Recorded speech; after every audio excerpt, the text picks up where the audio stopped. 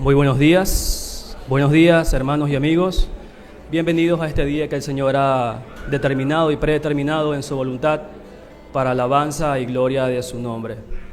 Les invito a todos a ponerse en pie para dar gracias por este tiempo.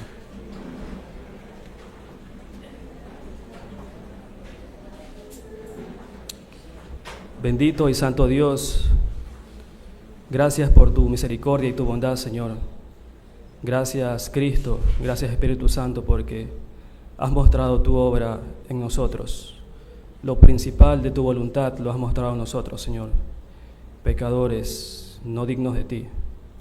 Pero gracias, Cristo, porque te hiciste como nosotros, inclusive peor que nosotros, para mostrarnos lo que es verdaderamente el amor, la gracia, la misericordia, la compasión. Y estamos aquí, Señor, porque desde el Génesis expresaste que venías para salvarnos, para mostrarte a nosotros, para darnos vida en tu nombre, Señor, por tu obra, tu magna, única, excelsa, sublime e irrepetible obra, Señor. Gracias por este tiempo. Estamos aquí para honrar tu nombre, Señor. No siendo dignos, Señor, pero sabemos que tu misericordia y tu bondad es más que nuestro pecado. Mayor es tu bondad y tu gracia. Queremos adorarte, Señor, queremos bendecirnos a nosotros por medio de los cánticos, Señor. Y entendiendo que tu palabra, Señor, y tus cánticos, Señor, cánticos que honran tu nombre, Señor, bendicen y alimentan nuestra vida, Señor, porque este contenido es netamente de ti, Señor. Gracias por este tiempo, Señor. Queremos honrar tu nombre, queremos hacerlo de manera alegre, Señor, efervescente, porque sabemos que tú eres el único y sabio Dios, quien te mostraste, Señor, para salvarnos, para darnos vida, Señor. Solo en tu nombre, Padre. Gracias por este tiempo. Amén. El Salmo 5, versículo 11, nos expresa: pero alégrense todos los que en ti confían, den voces de júbilo para siempre, porque tú los defendiste. En ti se regocijen los que aman tu nombre. Cantemos todos una melodía que es muy conocida, pero cuya letra es esencial para darle sentido a esta melodía. Jubilosos te adoramos.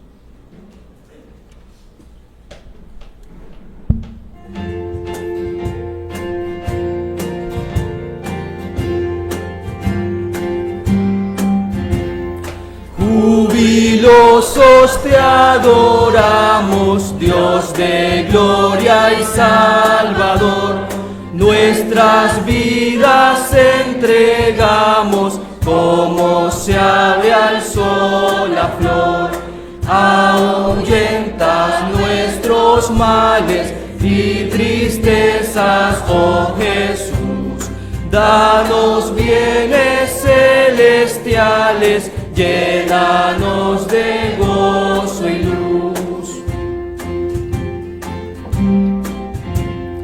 Tierra y cielo están gozosos, reflejando tu amor. Ángeles y estrellas todos cantan siempre tu loor.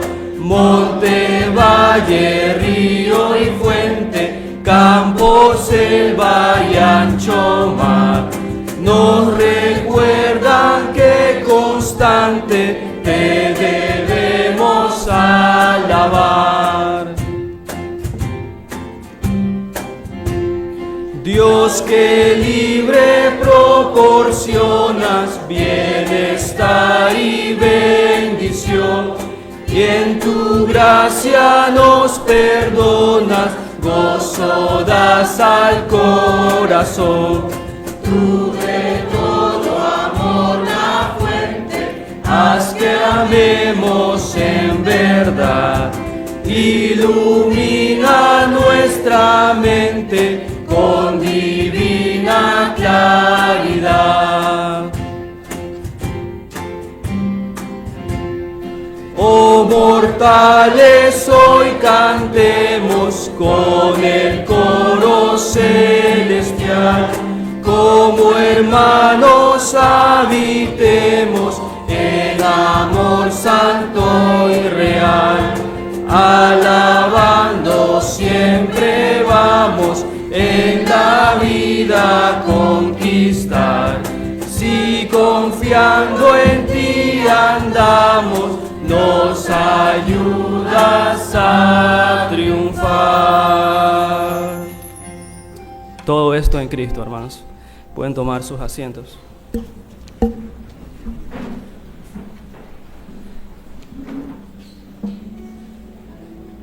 No valemos porque tengamos algo preciado en nosotros mismos, sino que es en Cristo, por Cristo es que valemos y tenemos sentido prácticamente en nuestra vida. Cantemos todos: no valgo por mi posesión.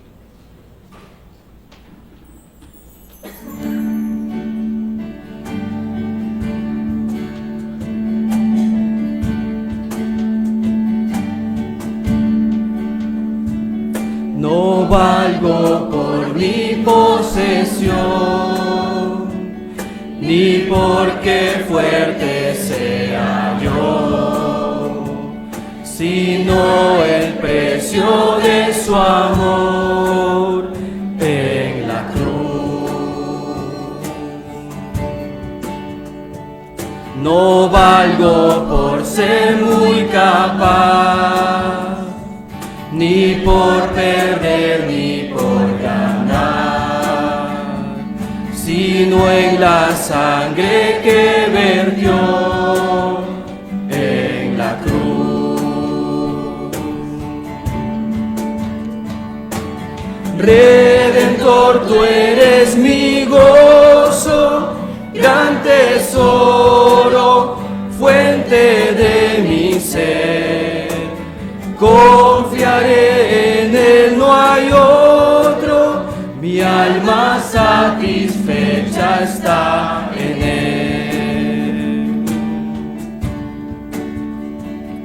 La fama y juventud se irán, como la flor que hoy no está, mas vida eterna tú nos das.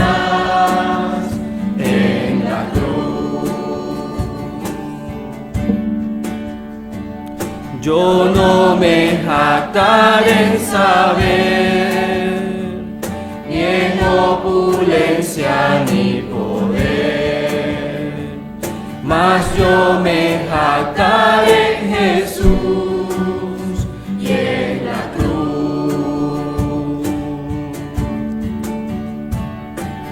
Redentor, tú eres mi gozo, gran tesoro, fuente de mi ser. Confiaré en Él, no hay otro, mi alma satisfecha está en Él.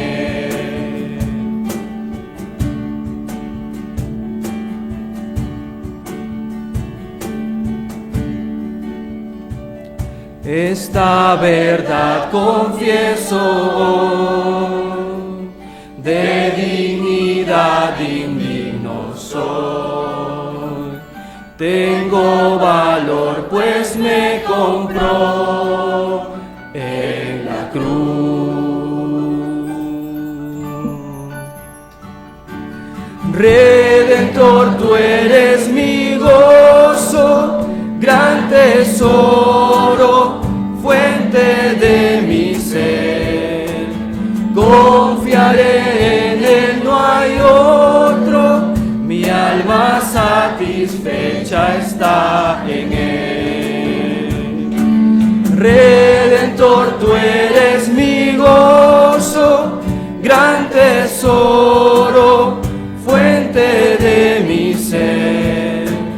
Confiaré en Él, no hay otro, mi alma satisfecha está en Él.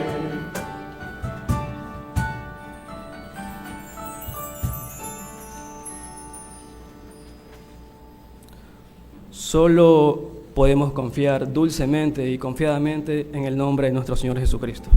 Cantemos todos: cuán dulce es confiar.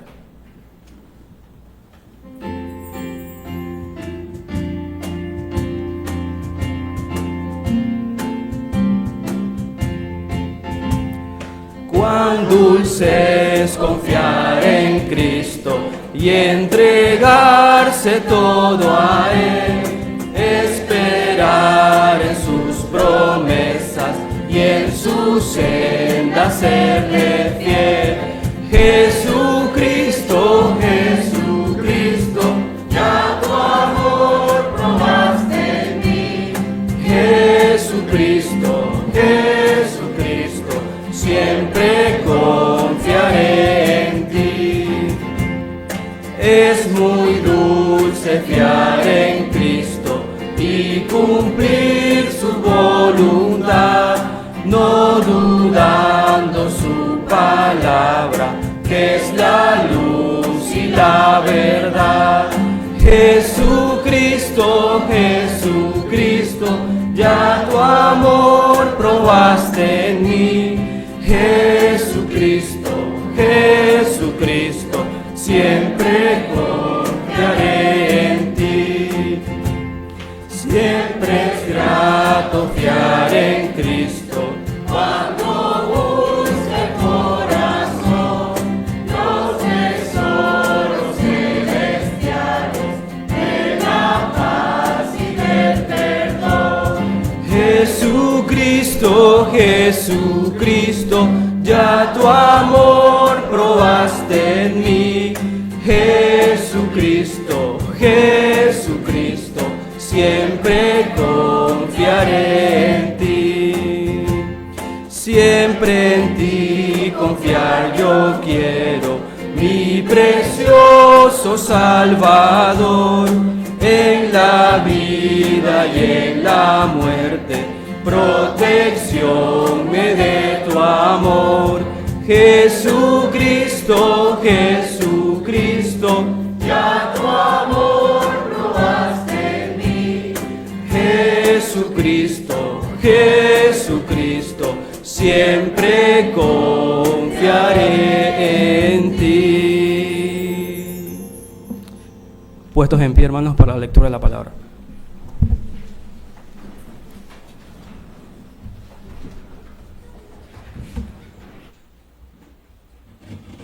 Abrimos nuestras Biblias en el libro de Apocalipsis, capítulo 1, y vamos a leer desde el verso 9 hasta el versículo 20.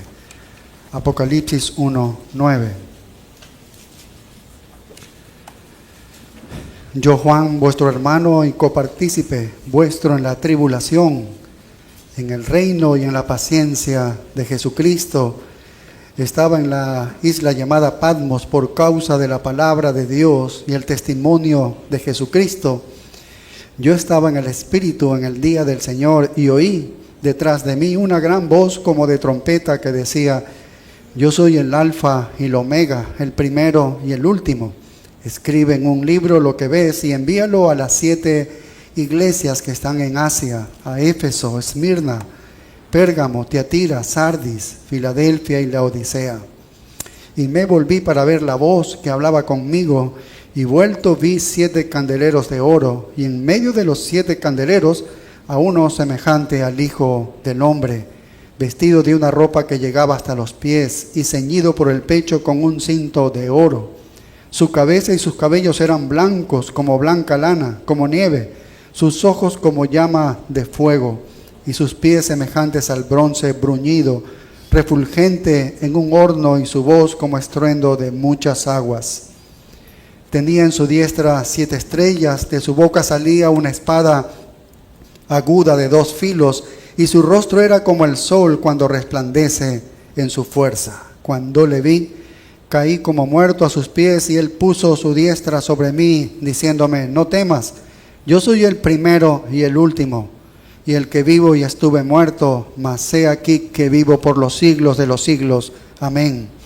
Y tengo las llaves de la muerte y del Hades. Escribe las cosas que has visto, y las que son y las que han de ser después de estas. El misterio de las 7 estrellas que has visto en mi diestra, y de los 7 candeleros de oro.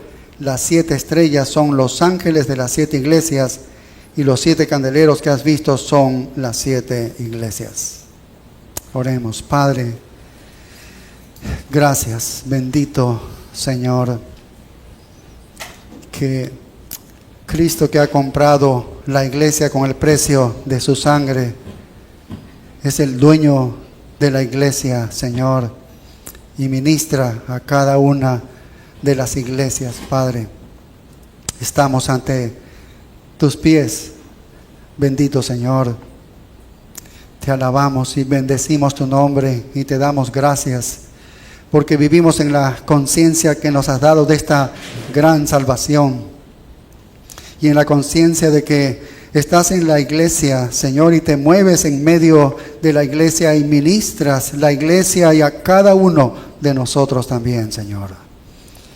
Haz de esta iglesia, Señor, lo que tú te has propuesto, según tu santa y bendita palabra, según tus propósitos, Señor, establecidos para una iglesia y en particular como tú la diseñes, Señor, con la vida de cada uno que tú has traído y son parte, Señor, cada uno miembro de esta iglesia, Señor. Haz con nosotros lo que tú quieras, Padre. Nos ponemos en tus manos. Obra en nuestras vidas y motiva en nuestros corazones a amarte profundamente, a tener una vida santificada, a apartarnos del pecado, a odiar el pecado, Señor, y amarte a ti, Señor. En tus manos quedamos en el nombre de Cristo Jesús. Amén. Tomen asiento, hermano.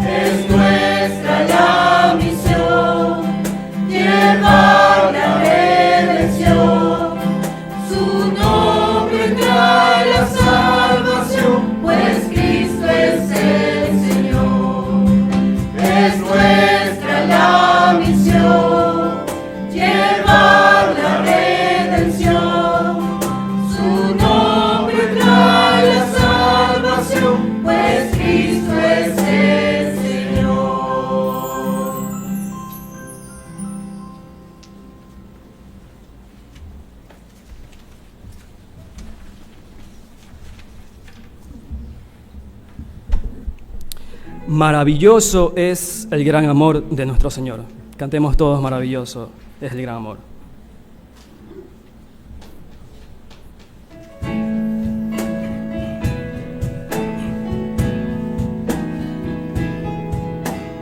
Maravilloso es el gran amor que Cristo el Salvador derramó en mí. Siendo rebelde y pecador, yo de su muerte causa fui. Grande, sublime, inmensurable amor, por mí murió el Salvador. Oh, maravilla de su amor, por mí murió el Salvador. Él su celeste hogar abandonó, dejando posición, gloria y honor. De todo ello se despojó por rescatar al pecador. Misericordia inmensa Él mostró, su gran amor me alcanzó. Oh, maravilla de su amor, por mí murió el Salvador. Grande misterio, Dios el inmortal, muriendo en la cruz, entregó su ser. Ni mente humana ni angelical jamás lo puede comprender. Inexplicable es el infinito amor que demostró mi Salvador. Oh, maravilla de su amor, por mí murió el Salvador.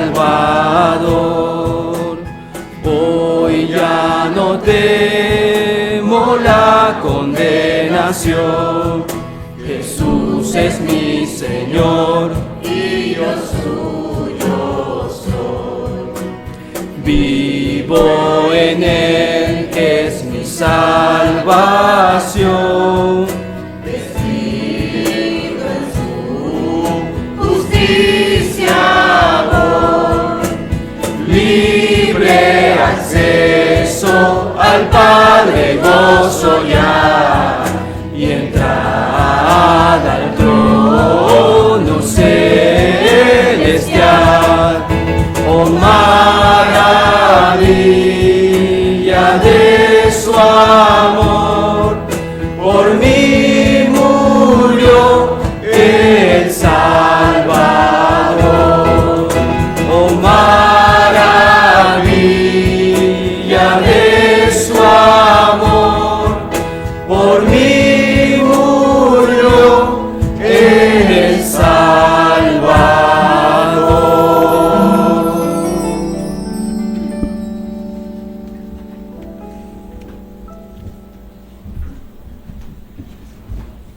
Bueno, hermanos, el tiempo de los anuncios y después la ofrenda.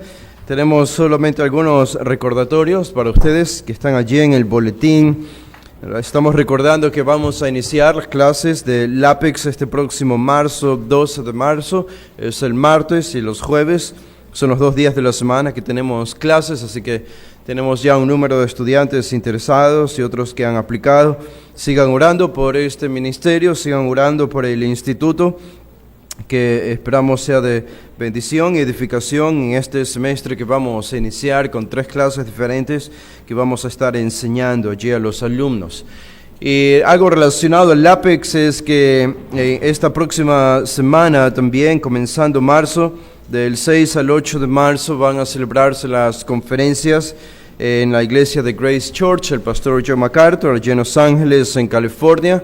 Así que unos 2 hermanos de aquí de la iglesia, 2 miembros de nuestra congregación, más mi persona, vamos a estar viajando, y con otras 2 personas de otras 2 iglesias vamos a estar viajando a este lugar, a Los Ángeles, para estar allí en estas conferencias, tratando de enriquecernos.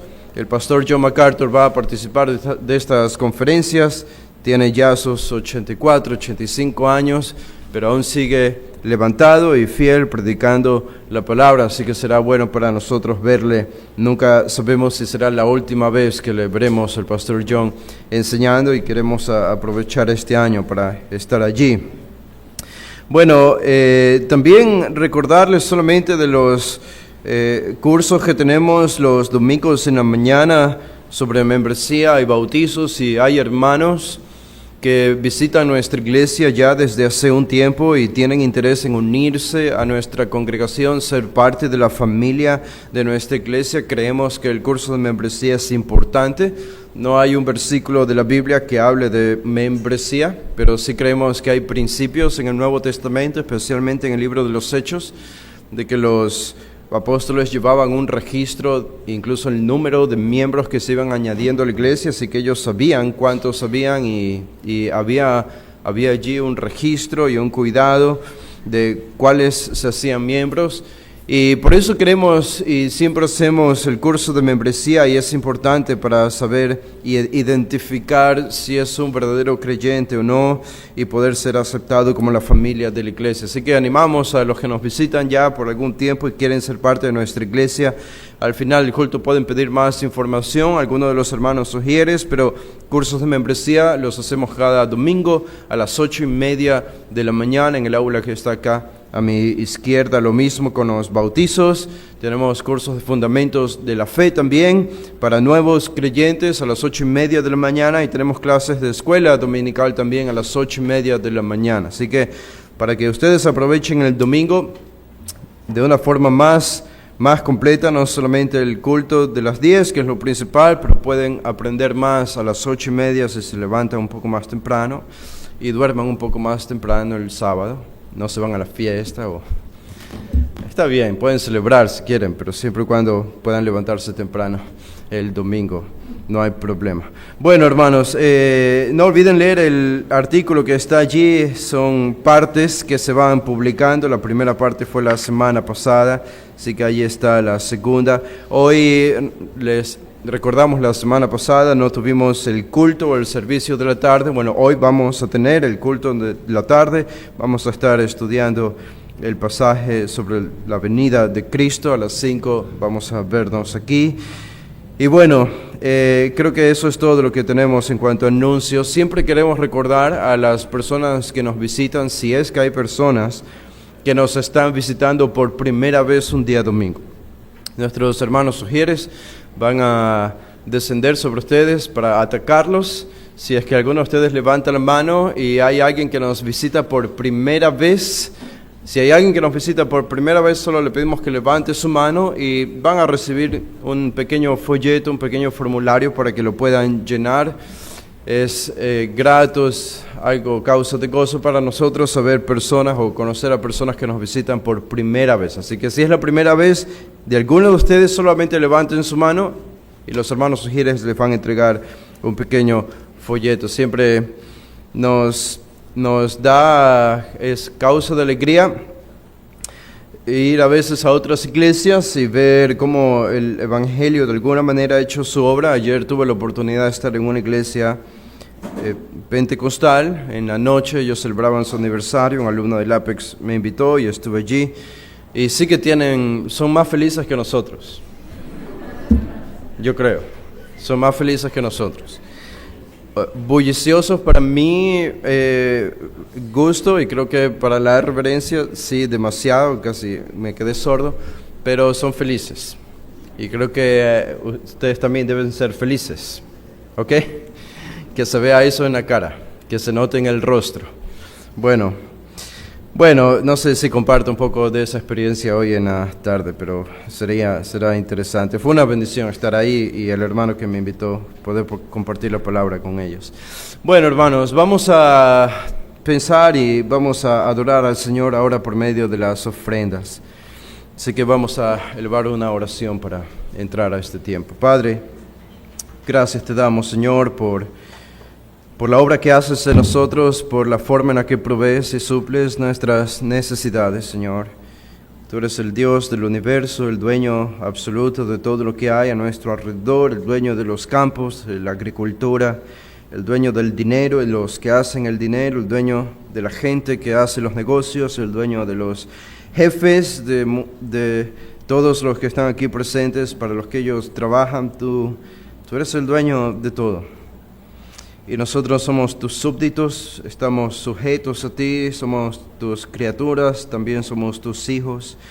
Y vivimos porque tú nos das el aliento para vivir, porque tú nos das la salud para vivir, porque nos das la gracia para cada día evitar los accidentes y las enfermedades que podrían terminar con nuestra vida en un segundo, Señor. Y recordamos esta obra de tu fidelidad, que no la vemos, que es invisible, es la obra de tu providencia, pero que nos guarda, que nos cuida y nos permite hacer lo que hacemos. Así que guárdanos de cualquier actitud arrogante de parte nuestra, de olvidar nuestras prioridades, de que tú eres nuestra prioridad, de que la iglesia es nuestra prioridad y de que el dar en la iglesia es nuestra prioridad. El resto es secundario, Señor, porque es lo que tú revelas en tu palabra. Y reconocemos que es una adoración que le damos a ti, y así tú lo recibes. Y con esta reverencia y con esta adoración queremos dar, y dar con generosidad y dar con sacrificio, como tú enseñas en tu palabra. Así has diseñado que funcione la iglesia, no por invento nuestro, es lo que tus apóstoles escribieron en el Nuevo Testamento. Y queremos ser obedientes y queremos someternos a esa tu palabra, Señor. Y estas son las iglesias que tú bendices, estas son las iglesias que tú utilizas para que tu palabra sea proclamada y el Evangelio siga avanzando en medio de tanta necesidad y confusión, Señor. Usa estas ofrendas, Señor, usa estos recursos para el bien de tu pueblo, para la proclamación del Evangelio, para la salvación y edificación de los que tú has elegido para salvación. Oramos en el nombre de Cristo Jesús. Amén.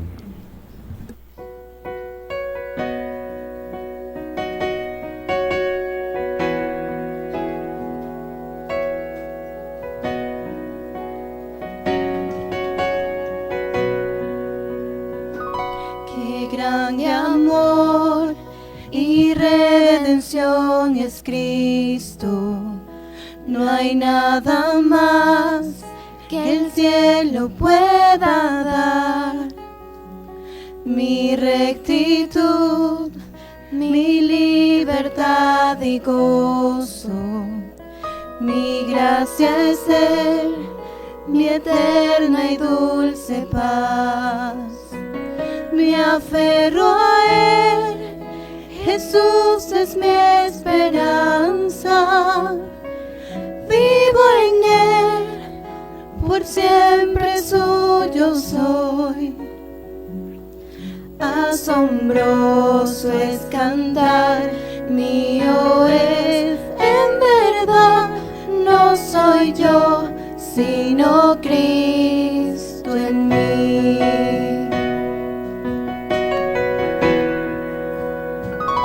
Tinieblas hay, mas no soy olvidado, pues junto a mí el Salvador está. Si débil soy, gozoso en Él avanzo, pues su poder en mí se mostrará. Me aferro a Él, es mi pastor y escudo. Por profundos valles me guiará. En la noche venció, su victoria me dio. No soy yo, sino Cristo en mí.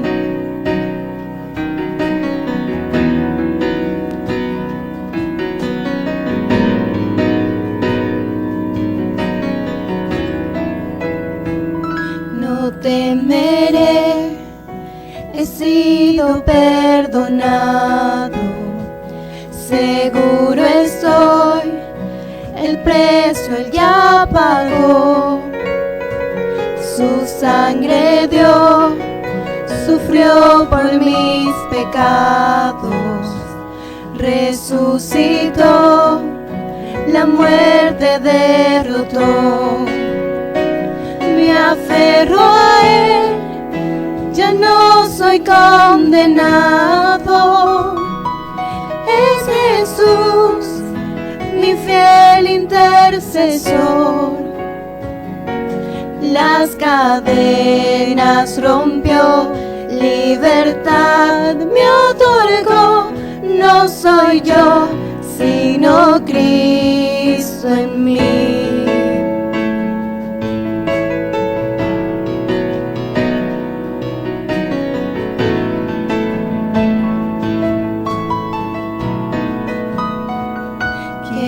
Seguir a Cristo mientras viva, pues prometió llevarme hasta su hogar. Estando aquí, renueva Él mi vida, hasta llegar al gozo eterno. Me aferro a Él, mi única esperanza. A Jesús, la gloria y el honor. Cuando llegue al final, estos labios dirán: no soy yo, sino Cristo en mí.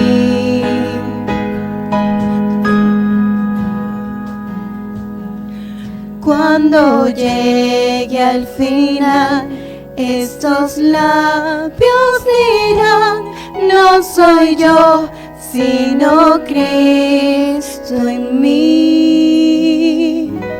No soy yo, sino Cristo en mí.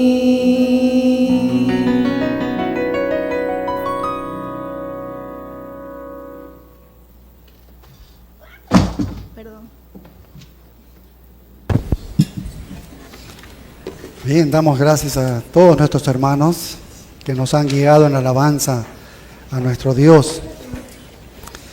Quisiera que estén orando por la conferencia de pastores, que es del 6 al 8 de marzo, porque se reúnen allí cerca de 3,000, 4,000 pastores de todo el mundo, los que Dios ha movido para que se desplacen a este lugar, para ser confirmados, muchos de ellos para ser edificados, cada uno de ellos motivados para seguir fielmente el ministerio que Dios les ha dado. Recuerdo cuando fui la primera vez, fuimos con Sixto, los dos viajamos en el 2010 y sabíamos teóricamente lo que era la predicación expositiva, sabíamos que no sabíamos predicar la palabra de Dios en verdad, y yo ya llevaba 14 años predicando, entre comillas, y cuando los vi a ellos allí con mis propios ojos, a cada uno de ellos, entonces yo vine convencido de que la predicación expositiva era la predicación de la verdad, era la única manera de predicar, y eso no se ha movido hasta el día de hoy. Eso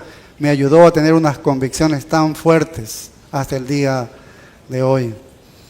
Así que oren por esta conferencia, van tantos pastores y seguramente Dios va a bendecir a muchos otros lugares, muchas iglesias de todo el mundo a través de estos ministros. Bien, ahora vamos a comenzar nuestro sermón, una de las presentaciones más potentes y maravillosas del Hijo de Dios como Cordero digno está aquí en el libro de Apocalipsis. Hemos leído Apocalipsis capítulo 1 y el versículo 9 en adelante, ¿sí? Y en este pasaje que hemos leído observamos una tremenda revelación, que es la visión que tiene Juan. Está en la isla de Patmos y él está viendo allí al Señor Jesucristo. Y hemos leído la descripción de esta visión, y el personaje presentado en esta visión es el Señor Jesucristo.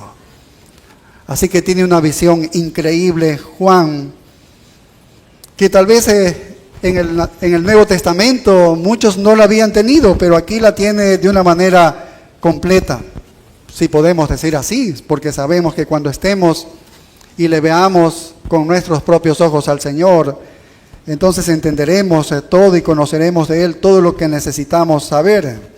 Pero Juan nos da una visión mucho más completa de lo que es el Señor Jesucristo. Él es el alfa y el omega, yo soy el principio y el fin, dice Él.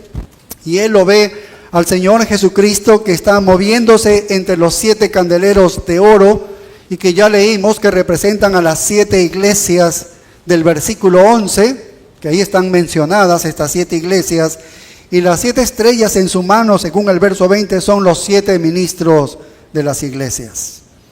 Entonces, ¿qué está viendo allí el apóstol Juan? Está viendo a Cristo moviéndose entre las 7 iglesias de Asia Menor, y las cartas que están dirigidas a estas iglesias en los capítulos 2 y 3 son representativos de todos los tiempos de la iglesia, a lo largo de toda la historia de la iglesia. Y aquí tenemos entonces una imagen del Señor que está moviéndose entre sus iglesias, moviéndose entre su pueblo, cuidando de la iglesia que Él compró con su propia sangre. Y eso no ha cambiado el día de hoy. Así que la visión de Juan no es solo una visión para esas iglesias, sino que también es para el tiempo de todo el tiempo de la iglesia, para el tiempo de hoy para nosotros. Cristo está siempre vivo. Cristo está siempre moviéndose en su iglesia. Él está activo en su iglesia como lo fue en ese entonces. Y en el verso 13 describe un poco sus vestidos, que llegaban hasta los pies, ceñidos con cinto de oro. Y podríamos decir que ese vestido, ese atuendo, se parece mucho al atuendo de un profeta, o de un sacerdote, o de un rey. Y ese vestido sería justo para el Señor Jesucristo, pues Él ciertamente es rey, profeta y sacerdote, y se mueve en la iglesia como el rey soberano, como el profeta que está hablando de Dios, y como el sacerdote que lleva a las personas a Dios. En el verso 14 describe su cabeza y sus cabellos blancos como la lana, tan blancos como la nieve, lo que indica eso su pura santidad, santidad pura, absoluta y total, por lo que el santo Hijo de Dios, perfecto rey, sacerdote y profeta, se mueve en su iglesia. Y luego en el verso 14 habla de sus ojos como llama de fuego, habla de una mirada que es penetrante. Así que Jesucristo está paseándose en medio de sus iglesias y sus ojos están buscando los puntos fuertes y débiles. Sus ojos son tan penetrantes que traspasan todo lo que está en la superficie de la iglesia y puede ver el interior de esta y determina lo que realmente está pasando. Esto es algo maravilloso, la omnisciencia de Cristo. Este es el Cristo que está vivo y se mueve en la iglesia. Así que no es tarea de nosotros movernos y ver qué pasa dentro de la iglesia, porque nosotros no tenemos estos ojos penetrantes del Señor. Y nuestra inteligencia humana jamás podrá captar lo que está pasando dentro de ella, pero Cristo, Él sí lo hace. Él está vivo y está moviéndose en su iglesia. Y Él busca con una mirada penetrante, y sus pies como bronce refulgente como en un horno, y su voz como estruendo de muchas aguas. Son los pies y la voz de la sentencia cuando la iglesia no cumple. y está desagradando al soberano. Entonces viene el juicio para la iglesia. Eso lo hemos estudiado nosotros y lo conocemos en Apocalipsis 2 y 3. Y si no estamos predicando Apocalipsis, seguramente se preguntará, ¿qué estamos leyendo? ¿Por qué leemos esto de la iglesia? Bueno, porque es un buen lugar para empezar recordando que nosotros somos la iglesia que Cristo construye. Somos la iglesia que Él está construyendo. Que somos nosotros el soporte de la lámpara que Cristo está cuidando. Y Él trata de encontrar aquello que en nosotros no está bien. Y nos pone delante del trueno de su propia voz y delante de la fuerza de su propio juicio, porque Él está buscando refinarnos. Y si nos resistimos a la refinación, entonces nos quitará su bendición. Uno de los pasajes donde se encuentran algunas iglesias que son dignas de elogio es esto de Apocalipsis 2 y 3, pero la mayoría son dignas de condenación, porque el Señor no encuentra allí lo que buscaba encontrar. Y nosotros hemos estudiado todos estos pasajes. Sabemos que 2 iglesias fueron obedientes, 5 fueron desobedientes y Dios tuvo que llamarles la atención y promesa de juicio si no cambiaban. Así que la iglesia comunidad de Berea está en cierto sentido en Apocalipsis 1, porque sabemos que Cristo está moviéndose en todas sus iglesias y se mueve también en esta, ¿sí? Y pienso que al ver comunidad de Berea seguramente elogia y seguramente también la condena por cosas que no están bien. Con sus ojos mira y bendice, pero también mira y disciplina a medida que descubre cosas que no están conforme a su voluntad.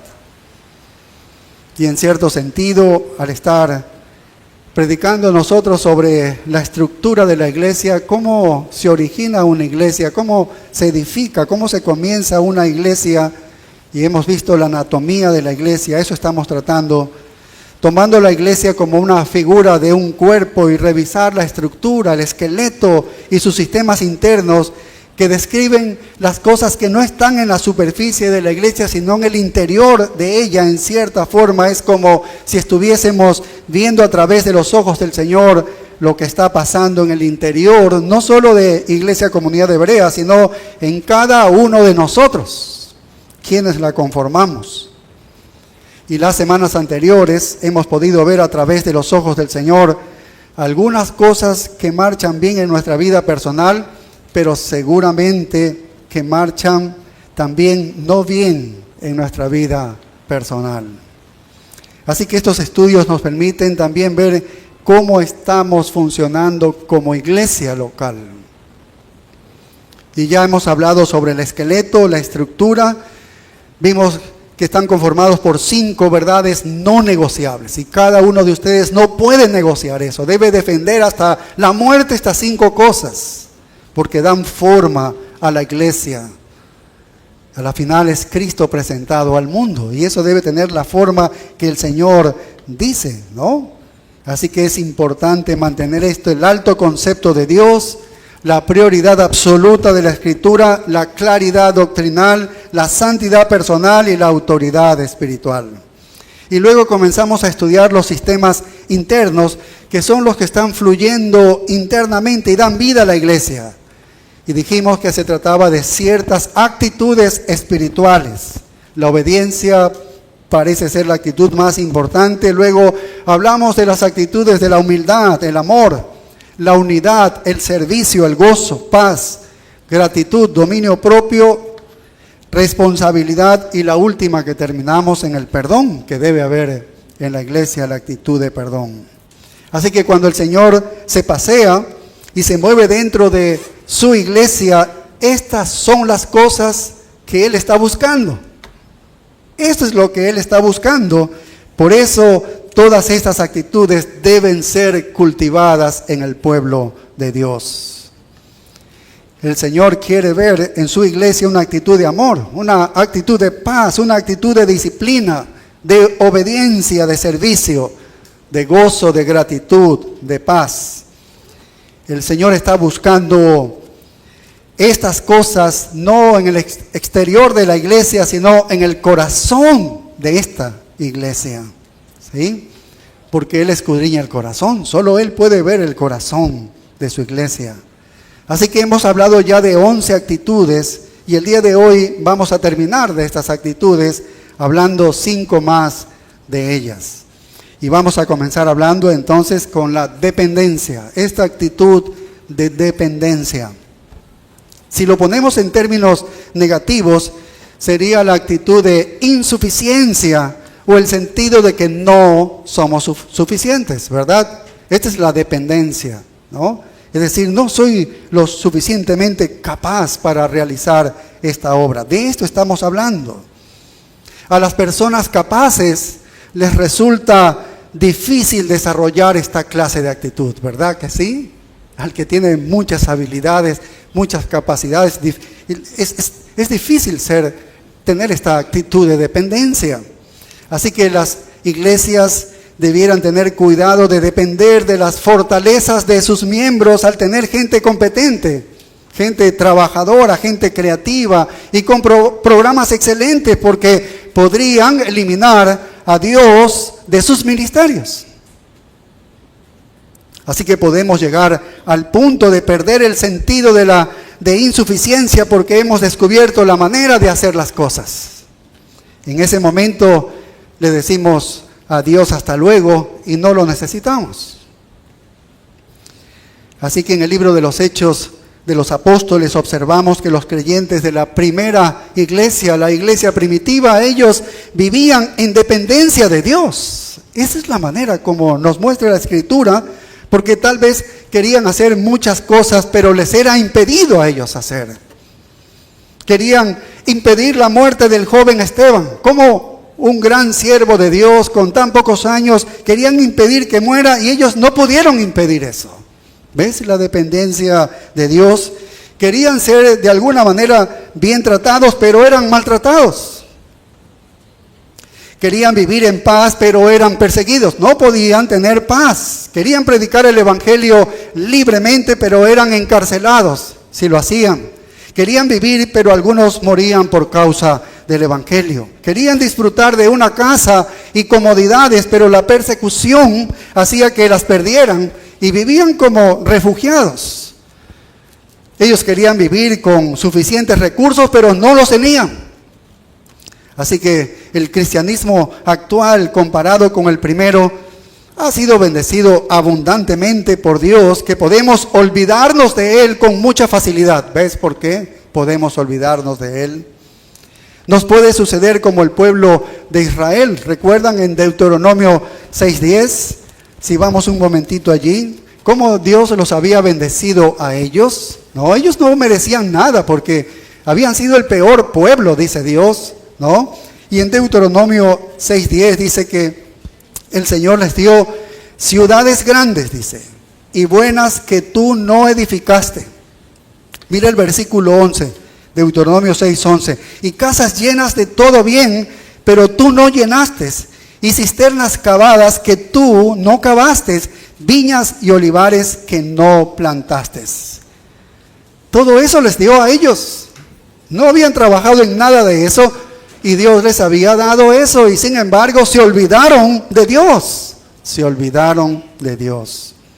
Así que podemos tener un montón de ideas para actividades grandes, pensamientos brillantes podemos tener y desafiantes y que estamos pensando que tenemos por delante el objetivo perfecto de Dios para nosotros. Tal vez tú puedas pensar así, que tienes ideas grandes para la iglesia y somos absorbidos en estas actividades y nos involucramos de tal manera en ellas que hacemos cosas que no están en la voluntad de Dios. Cuando lo que debemos mantener es una actitud de ¿qué? De dependencia de Dios. Pero claro, la mente de liderazgo de hermanos puede ir más allá. Es increíble lo que yo puedo pensar que podemos hacer en la iglesia y nos llenamos de actividades que no tienen nada que ver con la voluntad de Dios. Nos desligamos de la dependencia a Dios. Y podemos hablar de ella desde muchos ángulos. Por ejemplo, el Salmo 19:13. Mira el libro de los Salmos 19:13. David dice así, dice, preserva también a tu siervo de las soberbias, que no se enseñoreen de mí. Las soberbias. ¿Ves qué tan fácil la soberbia podría prendernos a nosotros? ¿Sí? Es tan fácil llevar adelante cosas sin llegar a depender de Dios, sin buscar el corazón de Dios y la mente de Dios. Puede sentarse en una reunión y decidimos hacer esto o hacer esto otro. En un día usted ha realizado una serie de cosas. El día viernes, día de trabajo, ha realizado algunas cosas. Tomó algunas decisiones, porque eso hacemos diariamente, tomamos muchas decisiones. Pero ¿cuántas de esas decisiones las hizo dependiendo de Dios? ¿Cuánto las hizo dependiendo de Dios? ¿Ve que es tan fácil para nosotros hacer cosas sin apoyarnos de Dios?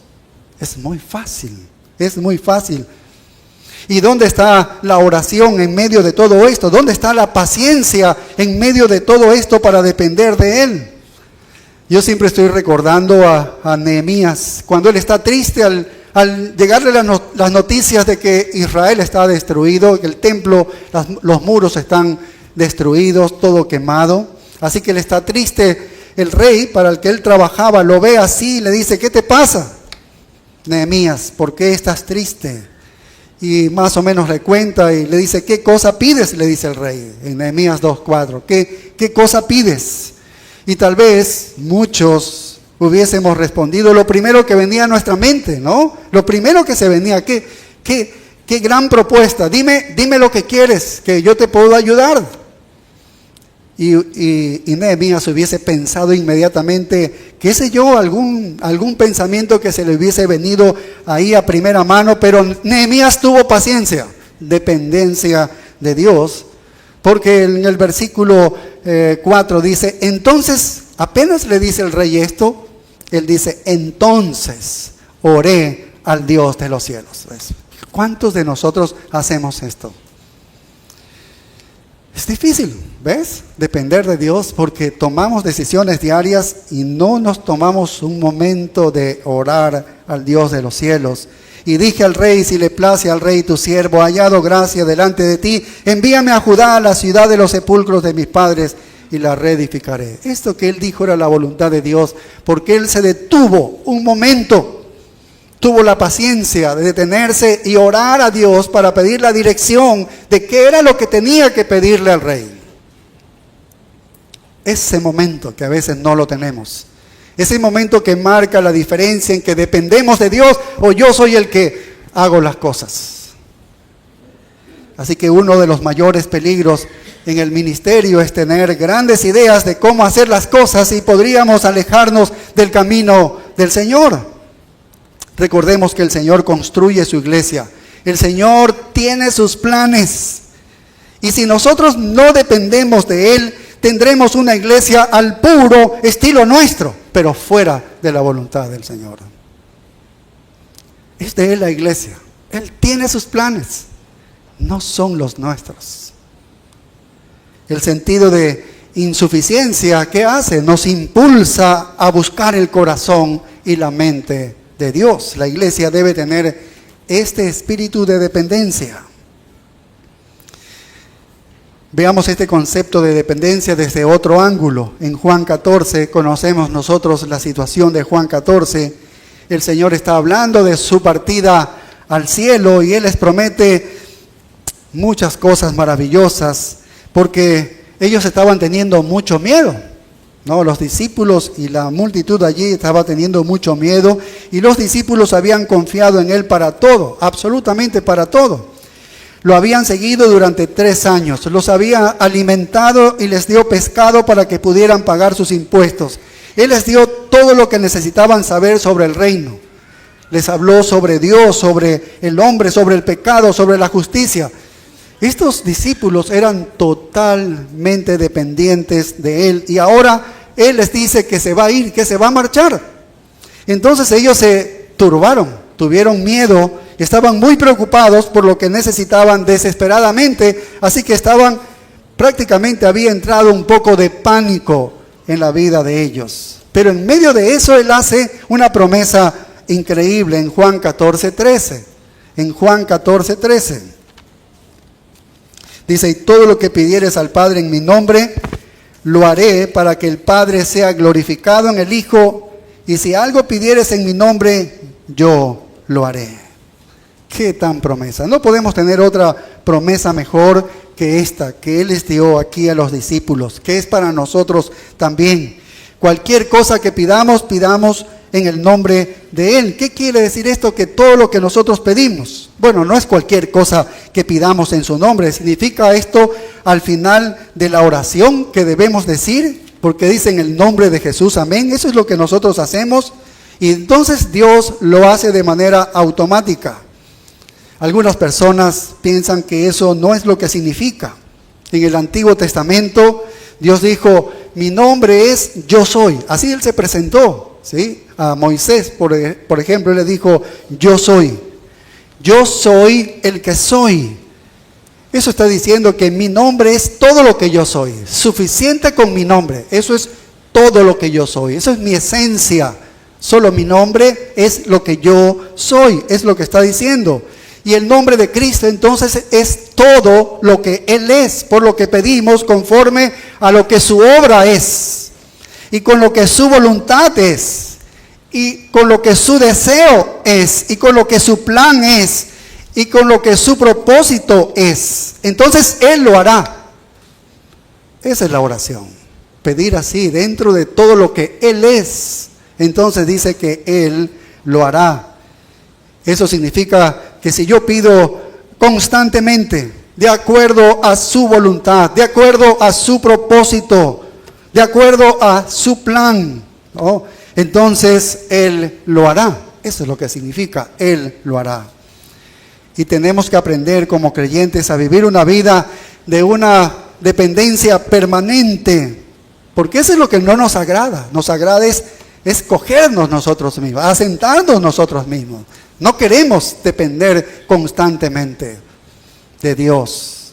Y la oración es la clave para prevenir una independencia, ¿no?, o una suficiencia. Es la oración, porque en la oración demuestras que tú no puedes, que necesitas de Dios, que requieres de la ayuda de Él, que la obra que tienes que hacer en el día no la puedes resolver tú, sino Dios.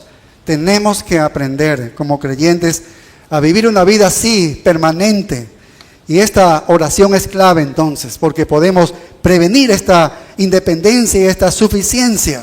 Tenemos que aprender a orar diciendo que se haga tu voluntad, que se haga tu voluntad. Hazlo como tú quieres, Señor.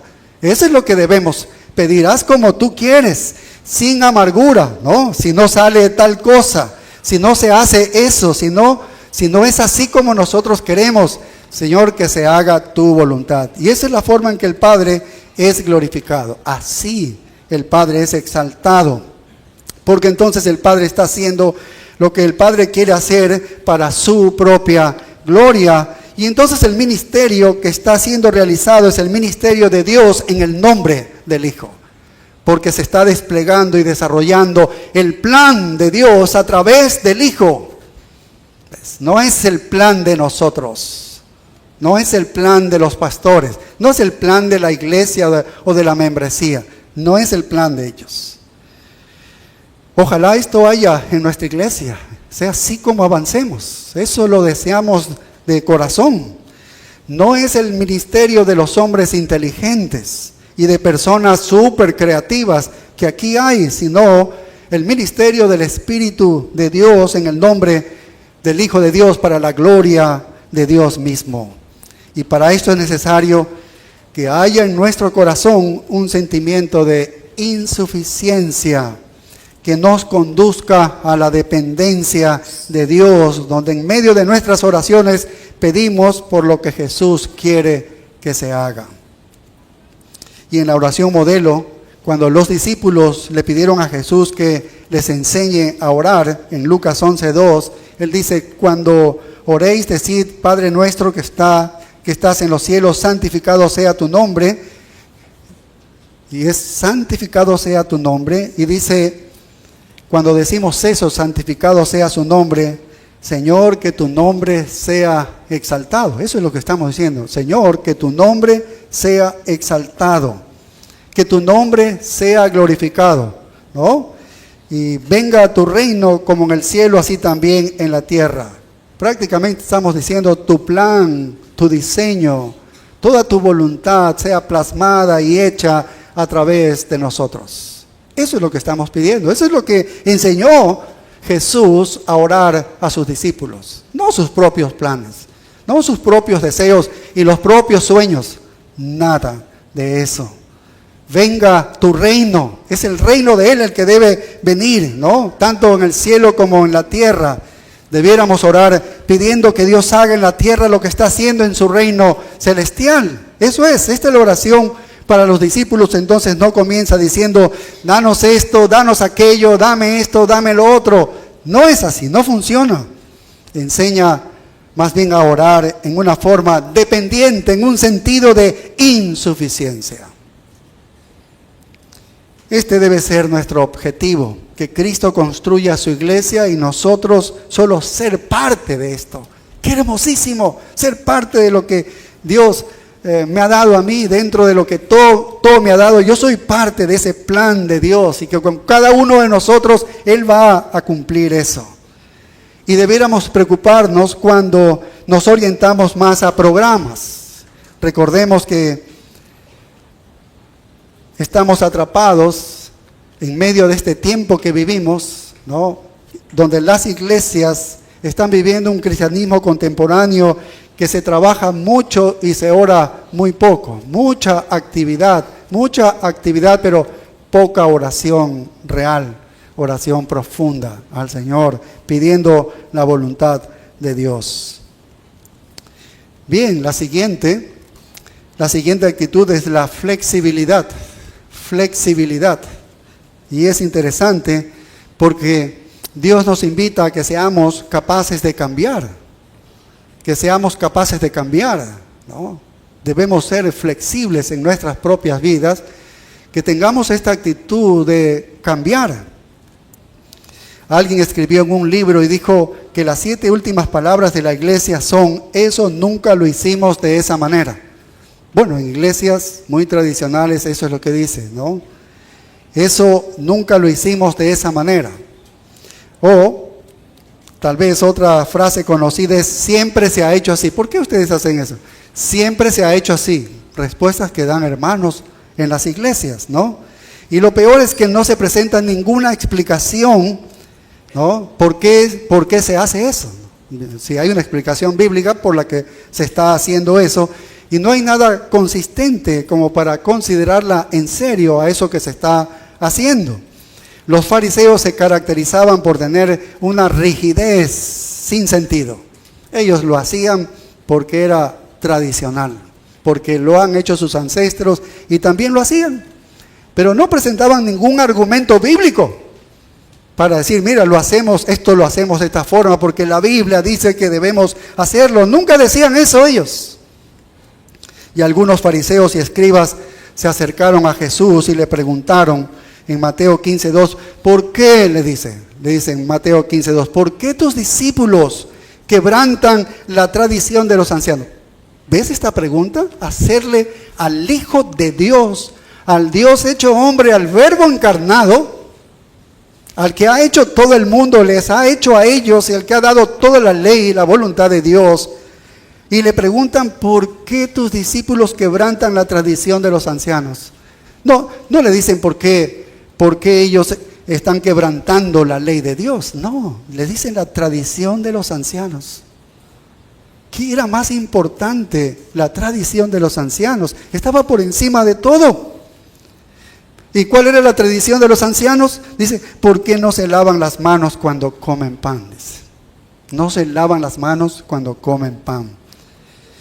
Bueno, se estaba refiriendo a que los discípulos no cumplían con los rituales ceremoniales. Tenían ciertos rituales antes de comer, unos lavamientos, unas cosas requeridas por ellos antes de comer los alimentos, y no se lavaban las manos. Y en el verso 3 dice, respondiendo él les dijo, ¿por qué también vosotros quebrantáis el mandamiento de Dios por vuestra tradición? Y ahí les pone allí el dedo en la llaga de ellos. Y ustedes, está bien, han quebrantado la tradición de los ancianos y bueno, es una tradición de ellos que sirve o no sirva, eso no es un pecado. Pero el Señor les dice, ¿por qué también vosotros quebrantáis el mandamiento de Dios, que es lo principal, por vuestra tradición? Y es terrible en una iglesia que sus miembros, viendo un mandamiento en la Biblia, digan, no podemos hacer esto, no, porque debemos mantener la tradición. Aquí siempre se ha hecho así de esta, oye, pero la Biblia dice que es pecaminoso eso. ¿Por qué ustedes? No, es que aquí siempre se ha hecho así. Eso sería terrible, ¿no? En una iglesia que prevalezca la tradición a la palabra de Dios, porque la tradición se convierte entonces en una pared de bloques contra la aplicación de la palabra de Dios. La tradición de una iglesia de predicar mensajes temáticos no permitió en una iglesia que la palabra se predicara expositivamente, que es la predicación apostólica. Es tremendo. ¿Por qué? Porque ese ministro en esa iglesia, el que dirigía la iglesia, él dijo, aquí se predica temáticamente. Tradición. Predicación expositiva es la predicación fiel de la palabra. No se permitió predicar la palabra, porque la tradición era esa. Años de años, 60 años tal vez de ministerio de aquel señor. Un pastor habló de la flexibilidad y él dijo lo siguiente, dice, las personas a menudo me piden que les entregue un organigrama de nuestra iglesia con el fin de saber cómo nos organizamos. Sin embargo, esos documentos no son muy útiles en nuestra iglesia porque las cosas están siempre cambiando. Dios siempre está trabajando por medio de diferentes miembros que en distintos momentos son fuertes, débiles, muy delicados o menos delicados. Creyentes nuevos se incorporan siempre a la iglesia y Dios obra a través de ellos. Este cambio constante es maravilloso porque nos evita de caer en rutinas que oscurecen las pautas establecidas en la palabra de Dios. Donde el Espíritu de Dios está trabajando en cualquier miembro de la iglesia, allí es donde está trabajando Dios. Y un organigrama no podría tal vez permitir que se trabaje de esa manera. Las iglesias pueden tener una organización totalmente antibíblica, pueden ser un estilo de ministerio totalmente antibíblico, y cuando intentan introducir lo que Dios quiere bajo un mandamiento de Dios mismo, lo hacen a un lado, porque se estrella con esta pared de la tradición. Muchos pastores jóvenes aquí en Guayaquil han intentado derribar la pared de la tradición de ciertas iglesias que tienen muchos años aquí en la ciudad, pero les resulta imposible porque los miembros no quieren ser flexibles, no quieren cambiar a la verdad, porque la tradición para ellos está por encima de la palabra de Dios. Duele en el corazón cuando un pastor de jóvenes entra en una iglesia, tiene un gran deseo de enseñar la palabra fielmente y se topa con un muro de piedra allí de la tradición y la gente no le deja mover. ¿Por qué dejar que las tradiciones de los hombres impidan el camino de los mandamientos de Dios? Esto es lo que nosotros debemos hacer en cuanto vamos descubriendo cosas nuevas en la palabra de Dios. Si la palabra de Dios dice que debemos cambiar tal cosa, debemos hacerlo. Debemos hacerlo y no levantemos el muro de la tradición. A lo largo de estos 13 años que hemos estado aquí, algunas cosas nos ha cambiado Dios al estudiar la Escritura y lo hemos cambiado de manera general, no de un concepto solo para mí. Lo hemos dicho, hemos hecho mal tal cosa y debemos cambiar. Y gracias a Dios nuestra iglesia ha sido flexible para los cambios. Y eso debemos agradecer a Dios. Es imposible en otras iglesias. Los miembros no quieren.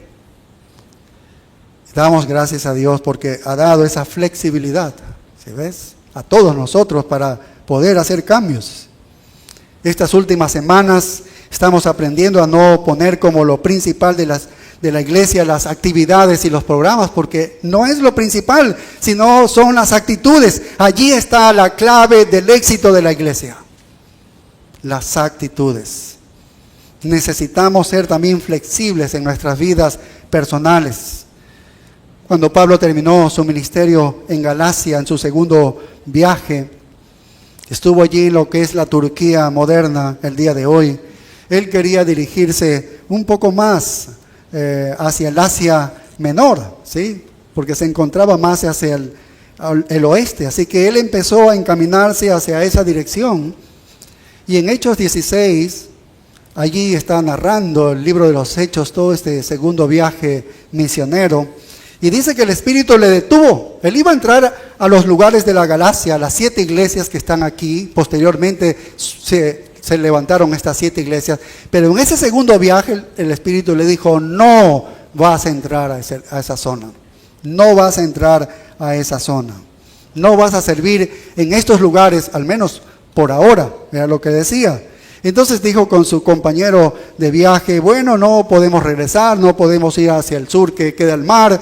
El oeste dice el Señor que no, así que vámonos hacia el norte, van hacia Bitinia y piensan que en Bitinia es, y el Espíritu le dice, tampoco me vas a predicar en Bitinia.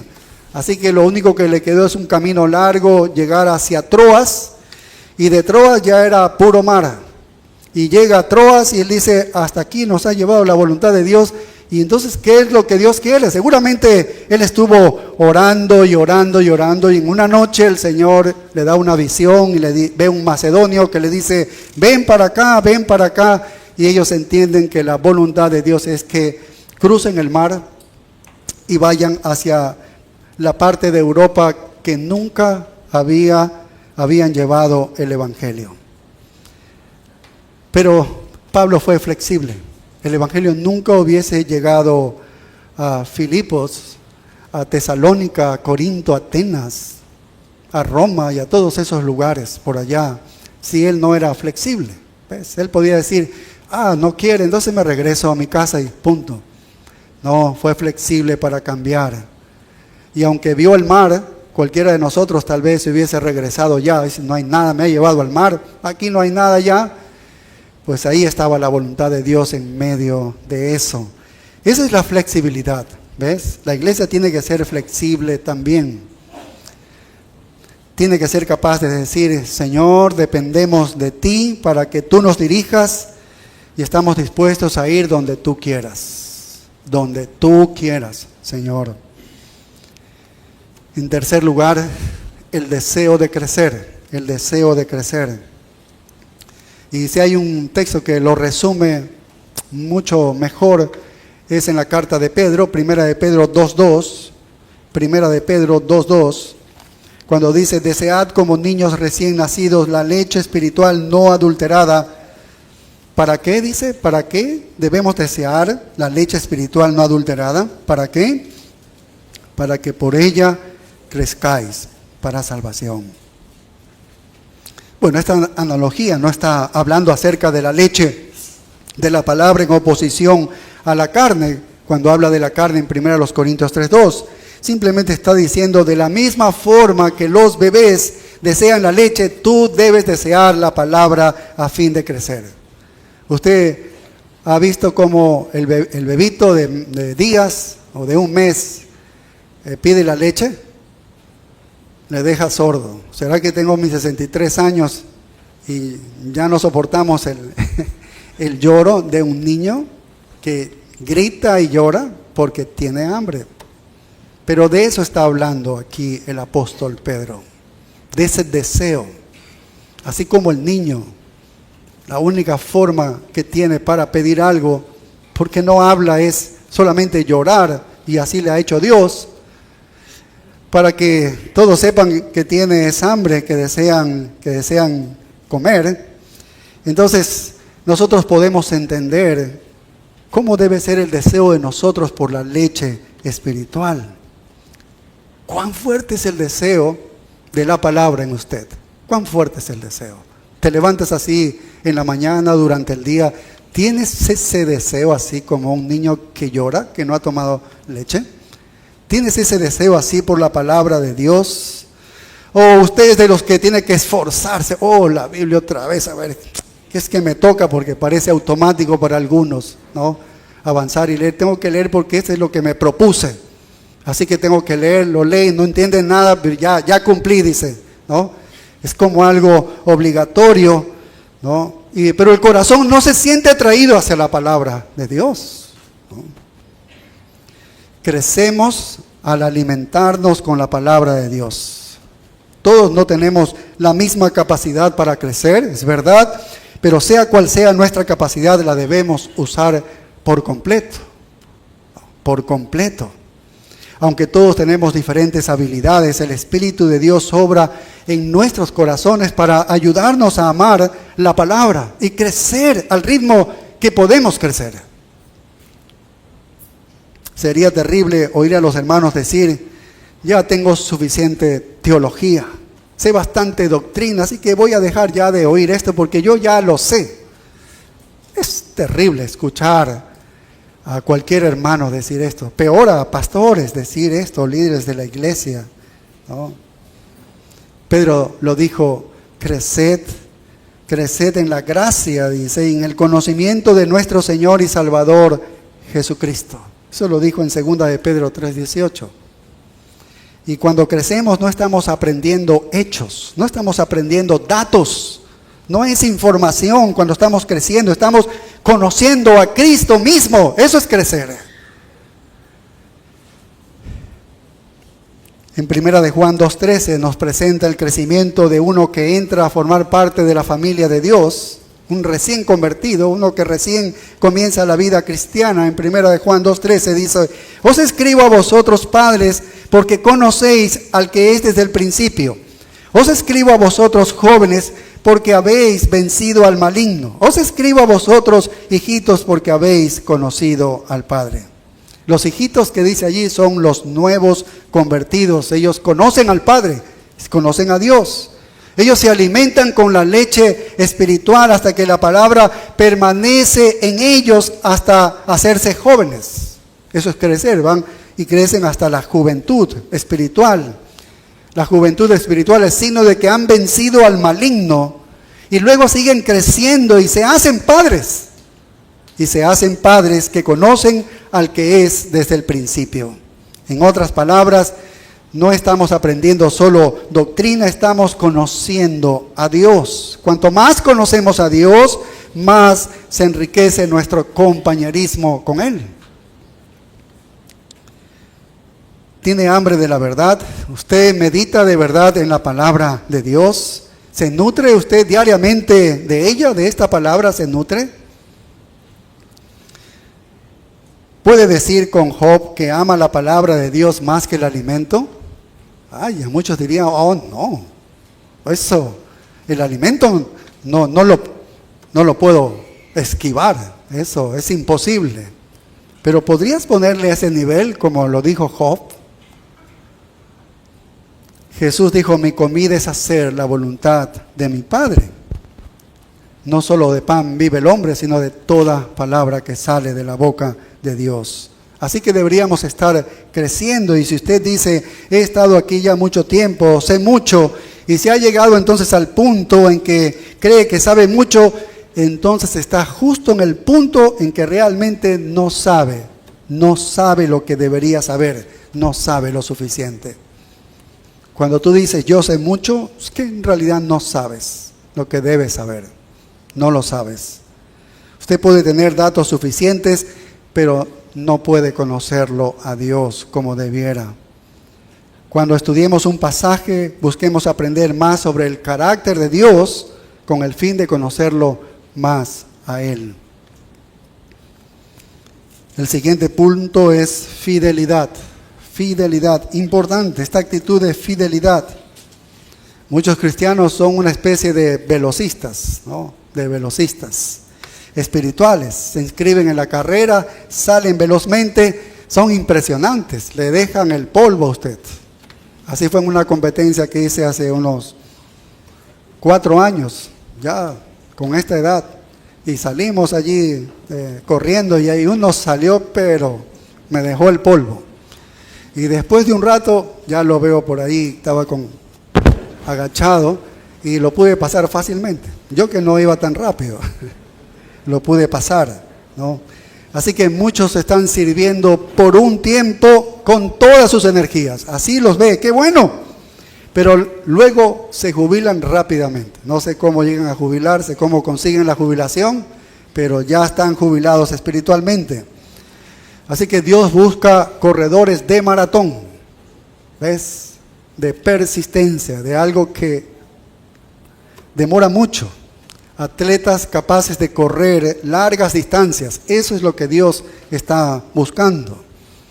Primera Corintios 4:2 dice: ahora bien, se requiere de los administradores que cada uno sea hallado fiel. Allí está la fidelidad en el ministerio, cualquiera que sea el ministerio que Dios le ha dado, a través de todo lo que Dios le ha dado, un don, 2 dones y todo lo que tiene, que viene de la mano generosa de Dios. Así que la dedicación espiritual es a largo plazo, ¿sí? Bien, en un tiempo hubo que, tal vez ahora estén pensando eso, dan muy rápido los textos y no me da tiempo para leer, y tal vez algunos estén diciendo eso, que si puedo ser un poco más lento al dar el texto bíblico, porque algunos están pasando los 70 años y tal vez no pueden ver tan rápido, ¿no? No se tiene la agilidad para coger notas tampoco. Bueno, eso es algo positivo.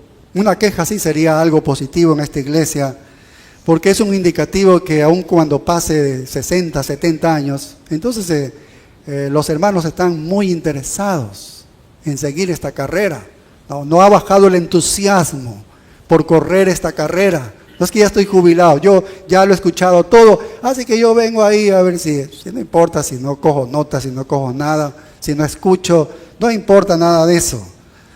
Pero los que llaman la atención por eso, está bien, parece un buen síntoma de hermanos que tienen mucho interés todavía, están latente, ¿no? Ese amor por el Señor, ese servicio por el Señor. Y hay hermanos que enseñan año tras año el discipulado a otros hermanos, hacen compromisos a largo plazo y siguen adelante. Los mismos aquí, los maestros y maestras que tenemos aquí en la escuela dominical, que están enseñando año tras año. Tal vez muchos de ustedes ni siquiera conocen quiénes son esos maestros y esas maestras, pero estos son verdaderos baluartes de la fe, porque ellos van año tras año sin tanto reconocimiento, pero están siendo fieles en transmitir la verdad de Dios. No se están basando ellos en un atractivo emocional allí cada semana. Es una tarea de fidelidad, de amor hacia el Señor, sabiendo que debe haber una preparación, lo mejor que se puede hacer porque es para el Señor, así se tenga un alumno, ¿no? Así que es un ministerio que no se basa en una respuesta inmediata, porque ellos pueden decir, ya enseñé todo medio año, así que quiero ver los resultados. No hay una respuesta inmediata. Y en niños, quién sabe, ¿no? Demora tantos años, pero todo eso es valioso porque es la siembra de la verdad de Dios. Entonces, ¿en qué se basa este ministerio? En el carácter. El carácter tiene una calidad duradera. ¿Ves? Ahí vemos la calidad del carácter de estos hombres y mujeres en este ministerio, ¿no? Estos son los auténticos incondicionales de la fe. Ellos año tras año siguen la misma tónica de siendo fieles al Señor, llevando la palabra de Dios. Hay también muchísimos cristianos que pueden venir a la iglesia que a veces hacen algo.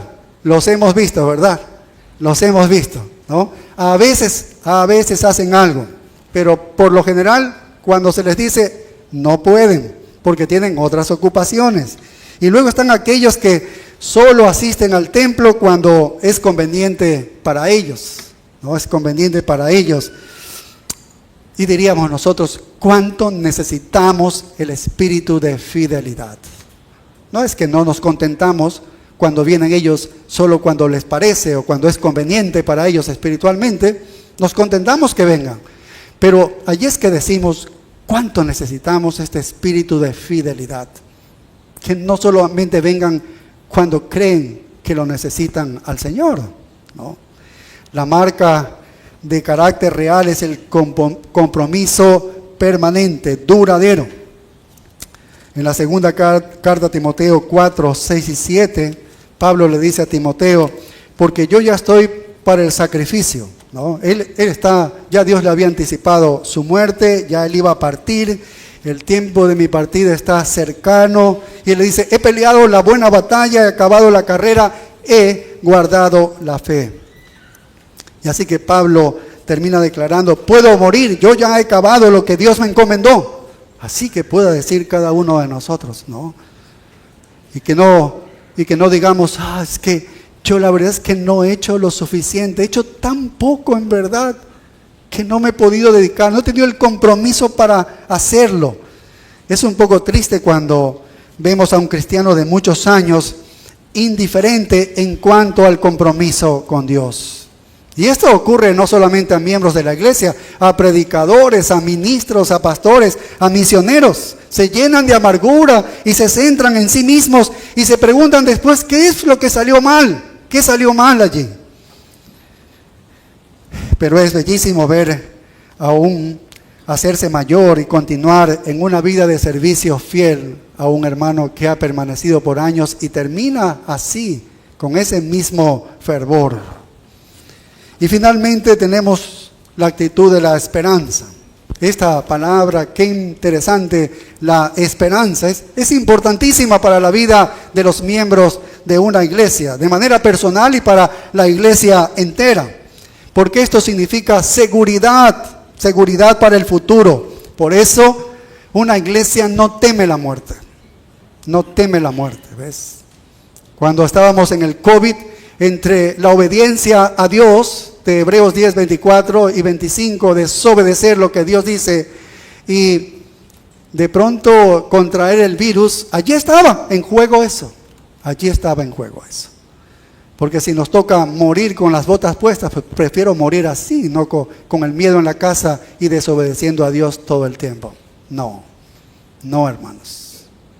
¿Sí? Una iglesia no le teme. El miedo no puede llenar tu corazón y tu vida y comenzar a actuar bajo el miedo y el temor. Eso no es para nosotros. Jamás nos ha invitado a vivir de esa manera el Señor, mucho menos a toda su iglesia, porque Él está queriendo justamente usar a la iglesia aquí para este mundo que necesita justamente el valor, la valentía, que no lo tienen. Ellos no tienen de qué aferrarse ni de qué cogerse. Nosotros tenemos una salvación segura. Si muero, ya estoy con el Señor. Eso es una realidad para nosotros. ¿Entiendes? Eso es una realidad, no es ficticio. Algunos cristianos, no, y si usted no sabe la realidad. No, yo sé la realidad. La realidad lo dice la Escritura. Las aflicciones del tiempo presente no son comparables con la gloria venidera que está reservada para nosotros. Esa es la realidad para nosotros, es futura, pero es una realidad. Y eso es lo que nos hace estar estables en este mundo, para no tambalearnos en las aflicciones, en los dolores, en los sufrimientos que son solamente temporales. Por eso dice, no son comparables. No son comparables. No te atrevas a comparar lo eterno, que es la realidad. La vista humana te dice que lo que tú ves, esa es la realidad. Es falso, ¿ves? Eso es lo que dice la vista humana y lo que este mundo te dice para hacerte tener miedo. Pero no, la iglesia debe haber esperanza, esta última actitud, siempre la esperanza, ¿no? No tememos a la muerte, significa seguridad para nosotros en el futuro. Esto significa que realmente esperamos con confianza lo que está delante de nosotros en la vida y en la muerte. Y Romanos 12:12 dice, gozosos en la esperanza, ¿ves? Podemos estar gozosos en la esperanza, en medio de cualquier circunstancia. Tenemos esperanza nosotros, la que no tiene el mundo, y por eso podemos gozarnos. La muerte no es causa de temor para nosotros, no debe ser así. Un culto funeral para un cristiano debiera ser, sí es verdad que hay dolor, claro que sí, porque el ser querido ya se ha ido, pero si ha sido un cristiano, motivo de regocijo, motivo de alabanza. Y seguro que aquel cristiano que ya partió a la presencia de Dios, y si estuviesen todos llorando y llorando y así siguen, él diría, pero qué locura es esta, si yo estoy súper bien acá, yo ya estoy en la presencia de Dios, ¿qué hace ese pueblo allí sufriendo y llorando por gusto? Cuando solamente ha obedecido lo que Dios ha determinado para cada uno de nosotros. ¿Sí?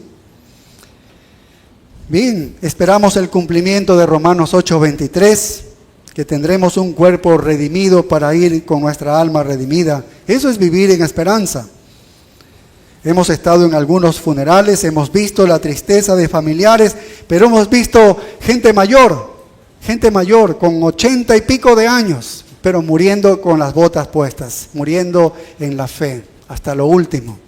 Ese es un gozo, en verdad, y la familia que hemos visto allí ha sido testimonio, ha sido un gozo. Así que hemos de tener una actitud optimista, y lo que nos dice la práctica es lo siguiente: no vivamos demasiado ligados a este mundo terrenal. Eso es verdad, porque si te ligas mucho a este mundo terrenal, entonces todo lo ves humanamente, porque en tu mente tienes objetivos diferentes de los que Dios te ha invitado a tener por ser cristiano. No hagamos tesoros en la tierra donde los ladrones, la polilla y el orín corrompen y hurtan. Es decir, no solo hagas edificios y cosas materiales aquí, sino que invierte también en el pueblo del Señor, en las misiones. Invierte en todas las cosas que nunca se van a destruir. ¿Sí? Vaya.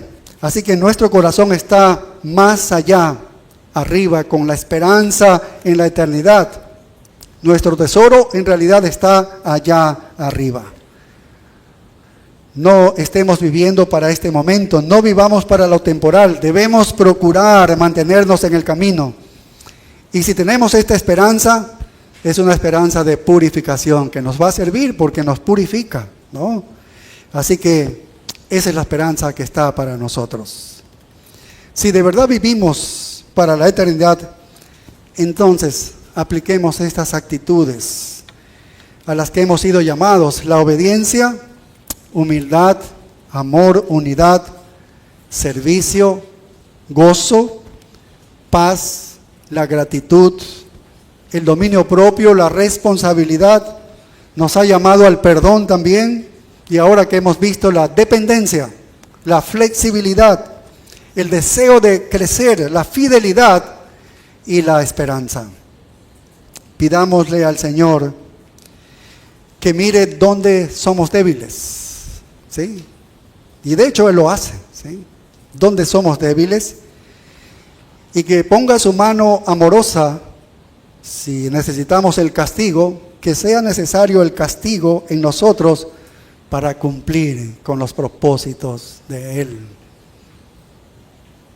Eso es lo que debemos pedir. Lo que Él tenga que hacer en nosotros, hazlo, Señor, porque queremos ser útiles en tus manos. Queremos ser una iglesia que verdaderamente cumpla el plan que Él ha diseñado, cada uno de nosotros.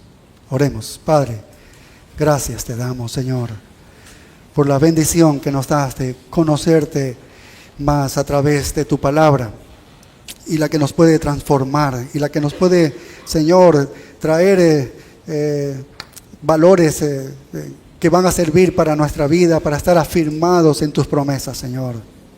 Ayúdanos a tener todas estas actitudes como una iglesia que no está viendo lo superficial, no está viendo lo externo o lo grande de las cosas exteriores, Señor, sino lo interno, lo que te interesa a ti, la actitud que tenemos. Queremos adorarte de verdad, que nuestro corazón de verdad entre en una adoración auténtica a ti, totalmente rendido, Señor, a tu grandeza, a tu exaltación, Señor, a tu gloria tan grande como lo señala Juan en esta visión. En tus manos quedamos, en el nombre de Cristo.